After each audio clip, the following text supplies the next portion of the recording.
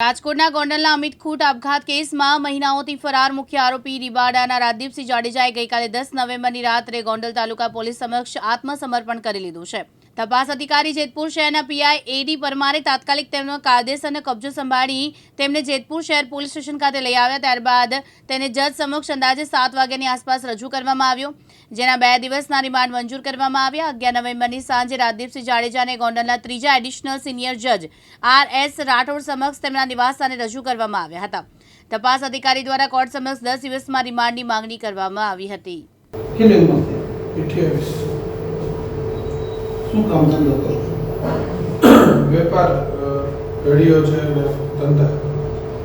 આ ગુનો દાખલ થયો, આના સિવાય કેટલા ગુનો દાખલ થયા? આમાં આમાં ખોટું નામ આવ્યું છે એવી જ રીતે આ જ વ્યક્તિએ 2022માં એક ખોટી ફરિયાદ કરી હતી। 2022માં શું ફરિયાદ કરી? કે ભાઈ મેં એને બંદૂક દેખાડી અને એવું બધું આખું ઊભું કરેલું હતું, ફેબ્રિકેટેડ એફઆઈઆર। આશીષ પાટડિયા, દિવ્યાંગ ન્યૂઝ, રાજકોટ।